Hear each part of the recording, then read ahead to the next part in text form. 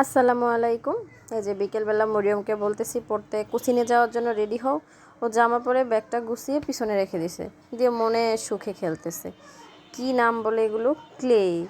কি যে কিনে না ও, এক একবার কিনে ক্লে, তারপর আরেকটা খেলনা কি জানি বললো, স্লাইম। এগুলা কিনে কিনে ও খেলে। এগুলোতে খেলতে নাকি ওর খুব ভালো লাগে। ওই যে আমি বলতেছি কি কোচিনে যাওয়ার কোনো না ইয়া নাই, ও হাসতেছে আর এই যে একটার সাথে আরেকটা মিক্স করতেছে, বলতেছে মিক্স করে দেখি কীরকম কালার হয়। মানে একটা কালারের সাথে আরেকটা কালার মিলিয়ে তারপরে একসাথে করে মিশিয়ে ফেলে, মিশিয়ে দেখে আরেকটা কী কালার হয়। তারপর আমাকে কোশ্চেন করে, দেখো তো আম্মু এই কালারটা সুন্দর হয়েছে না?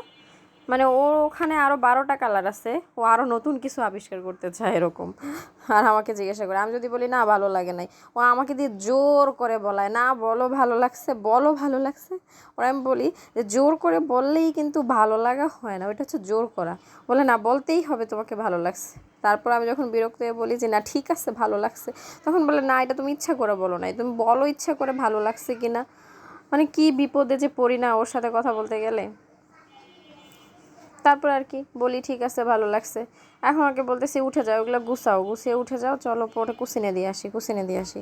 আর ওর ছোটো বোন, মানে যেটা আমার ছোটো মেয়ে, ও হচ্ছে যে কুসিনে যাওয়ার জন্য পাগল হয়ে থাকে, কারণ ওখানে গিয়ে একটু মাঠ আছে, ও খেলতে পারে সেজন্যে। এই যে ক্লে দিয়ে মরিয়ম ফুলগুলো তৈরি করেছে। না বলতেছিল যে একটু আম্মু কোথাও লাগিয়ে দাও, তো আমি কোথায় লাগিয়ে দেবো বুঝতে পারতেছিলাম না। পরে যে আমাদের স্টিলের আলমারির আয়নার মধ্যে লাগিয়ে দিলাম।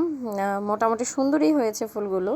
আবার রংধনু, এক একটা ফুল এক এক রকম, ভালো লেগেছে। যদিও বকা দিয়েছি তারপরেও কিছু কিছু সময় একটু ভালো লাগে।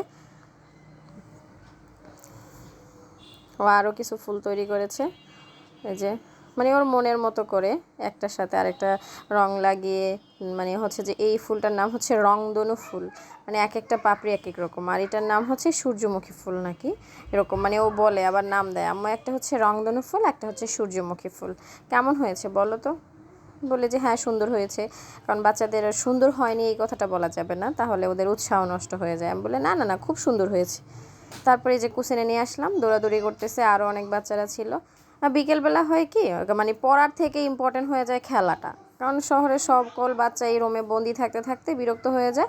তো একটু খোলা জায়গা পেলে হয় কি দৌড়াদৌড়ি, খেলা, চিল্লাচিল্লি, এই জিনিসটা। আর ওদেরকে খেলতে দেখে আমারও ছোটোবেলার কথা মনে হয়ে যায়। মানে আমি এরকম না খেললেও মানে মনে হয় যেন ছোটোবেলাটা যে কি শান্তি, কোনো চাপ থাকে না, কোনো টেনশান থাকে না। এই যে সংসারের কত একটা মানে যে টেনশান বাচ্চা কাচ্চা সবাইকে নিয়ে, কিন্তু ওরা হচ্ছে যে ওই টেনশানগুলো থেকে অনেক দূরে থাকে।